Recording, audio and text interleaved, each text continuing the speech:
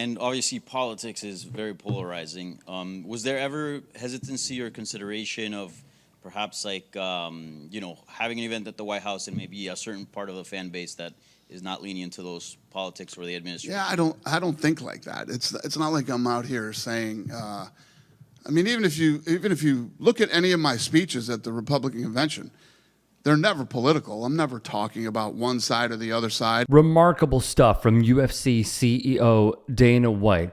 How could one possibly posit giving a speech? UP! Good evening, everyone. My name is Dana White. I am the president of the Ultimate Fighting Championship. So tonight, I stand with Donald Trump. At the Republican National Convention. We need President Trump's leadership now more than ever. Before the pandemic, President Trump built the greatest economy in our nation's history and created opportunities for all Americans like no one before him. We weren't facing the lawless destruction that now is occurring in a few of our great cities. There's this quote that I love from Ronald Reagan, where he said, "There isn't any problem we can't solve if government will give us the facts, tell us what needs to be done, then get out of the way and let us have at it." Ladies and gentlemen, let's re-elect President Trump. Not once, not twice, but 3 times. The mainstream media likes to push the narrative that he doesn't care about anyone but himself. I'm in the tough guy business, and this man is the toughest, most resilient human being that I've ever met in my life. So what's at stake here? The answer is in President Trump's text, and I quote, "A fight for our country." And labeled that not political. He even spoke when Trump won in 2024. I'd like to ask Dana just to say a couple of words because people love to hear from him. Dana, please.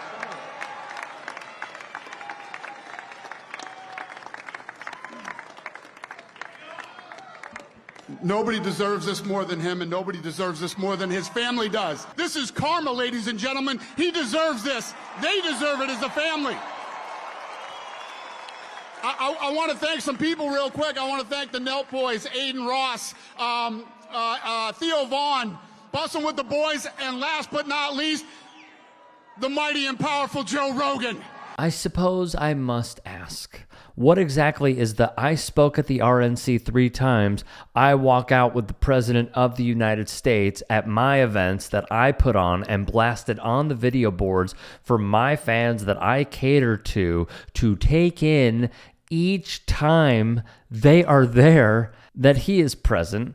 We make a grand entrance where all the right-wing kooks sit cage side and line up to kiss the ring that feeds them like Patrick Bet David, Candace Owens, Sage Steele, and many more. Come on, guys.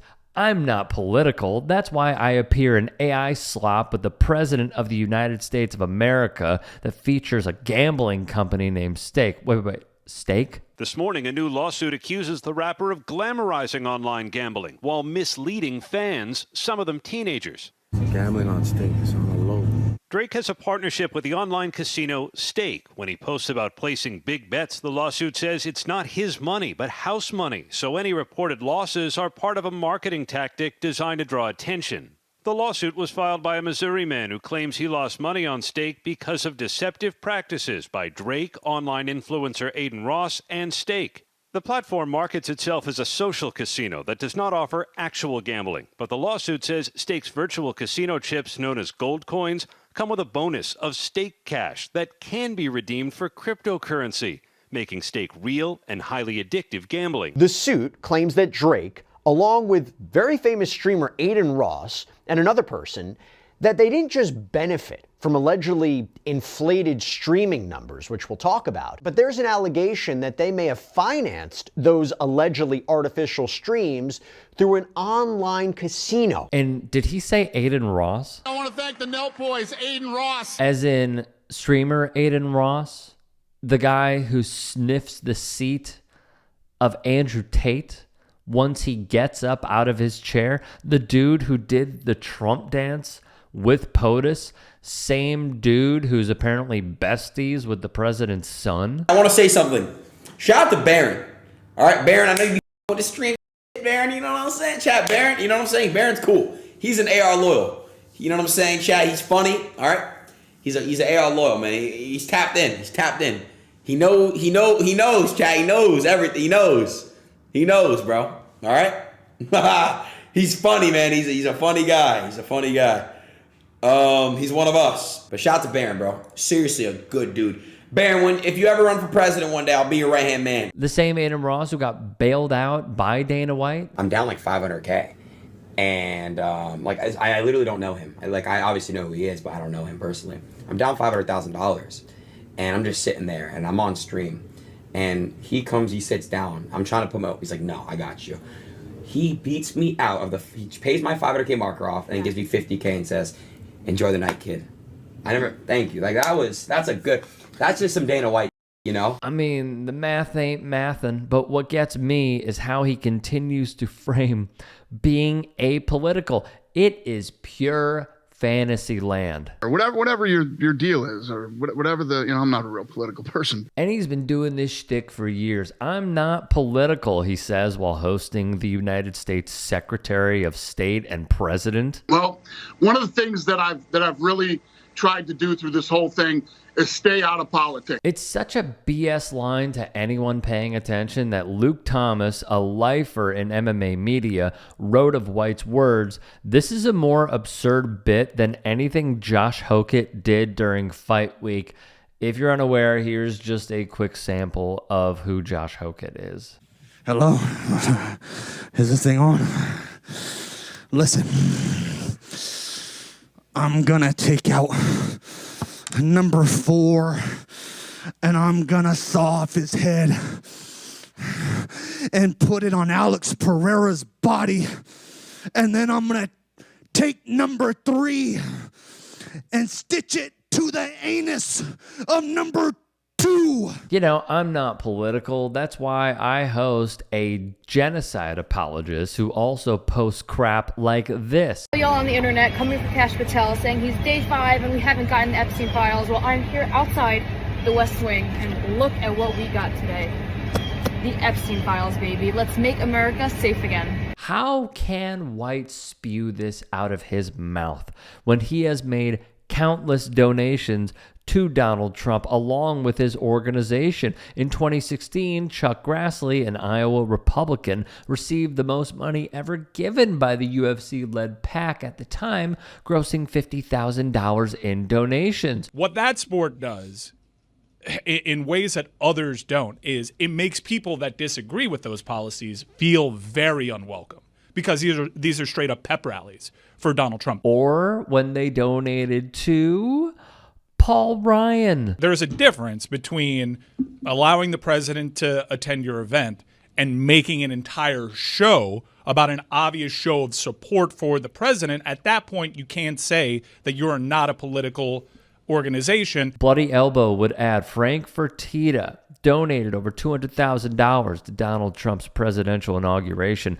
Fertitta Entertainment donated $500,000 to the ceremony. And to the surprise of absolutely no one, the UFC is heavily in favor of Republicans, donating over $1 million to members of Congress and the Senate that fall in line with the GOP. Then the sale went down, and The Guardian recapped as such. When the UFC was purchased by Endeavor, formerly WME-IMG, for $4.2 billion, its ties to Donald Trump only increased. Endeavor CEO Ari Emanuel was Trump's agent when he starred in The Apprentice. Emanuel later purchased the Miss Universe pageant from Trump in 2015. Look, don't tell me that you are not political or the organization isn't political when Campbell McLaurin, who you see on your screens right here, the co-creator of the UFC, told Sportico, and I quote, "Remember, I'm a promoter, so I'm allowed a certain amount of hyperbole. In 30 years, the sport has gone from being an outcast sport. Fast forward, the UFC, Dana White, and certainly Joe Rogan played an enormous part in Donald Trump's popularity. particularly with young men. Kareem Zidane, a journalist who covers the intersection of MMA and politics, wrote for his Substack Sports Politica, which you should absolutely subscribe to.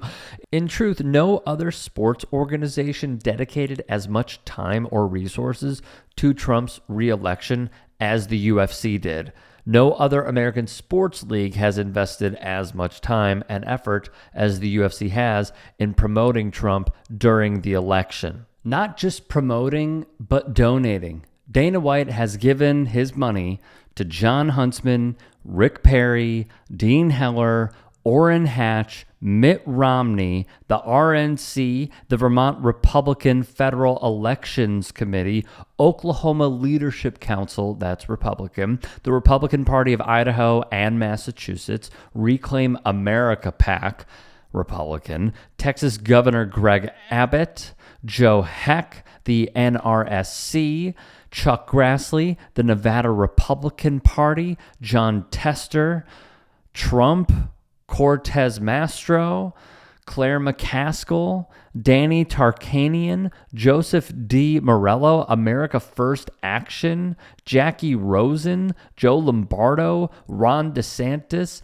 B.J. Penn, April Becker, the Morgan County Republican Executive Committee, Alex Mooney, Save America PAC, Trump Again, Rafael Ted Cruz, Republican Party of Texas, Jobs, Freedom, and Security PAC, also Republican, the Republican Party of South Carolina, the Republican Party of Iowa, the Republican Party of Florida, the Republican Party of Georgia, the Republican Party of Maine, the Republican Party of Oregon, and many, many more. Even previously with Trump, Zidane would print and report for The Guardian. The promotion has also been involved in some of the Trump administration's key political strategies, including the Opening Up America Again plan in the wake of the pandemic and subsequent lockdowns. Even in the most recent election, former UFC champions went to Dearborn, Michigan to tell Arab Americans that the only way forward with peace in the Middle East is with Donald John Trump. Some of the most notable Latino athletes in the sport launched a Fighters Against Socialism initiative, with the Trumps going from town to town. Henry Cejudo, Jorge Masvidal, and Tito Ortiz were involved in the venture. I'm going to say it outright. MMA is a vector for right-wing politics in this country. It is a vector for right-wing politics in Brazil, and it is, to an extent, a vector for politics in Canada. And not just that. If anyone wants to know, this is what we're about. It's Rise Above movement. Robert Rundo is a really significant force in the far-right space, and I would venture to say that he is one of the most dangerous white supremacists currently active in the mixed martial arts space. Rundo co-founded the Rise Above movement, basically a US version of White Ricks. Billing itself as the premier MMA club of the alt-right, the group claimed to have more than 50 members and forged links with far-right groups in Europe. Things were going pretty well for the group. That's until Rundo and other Rise Above movement members were charged after attacking counter-demonstrators at MAGA rallies across the US. These events underlined the danger of the far-right MMA scene. Groups who were training specifically for political violence. So basically, for many of the neo-Nazis who are practicing MMA, almost a natural next step is, being prepared yourself. So keeping your body and keeping your fighting skills up to date. But that's obviously isn't enough. And the logical next step is acquiring weapons. Unfortunately, the sport is flooded with this movement and far-right politics, from those coaching and teaching the youth all the way up to the pros. Thus, as Awful Announcing's Dmitry Ravanos put it of Dana's last and most recent press conference, White is convinced you are either too stupid or too in awe of him to recognize how little he respects you. That is exactly how you should take his words.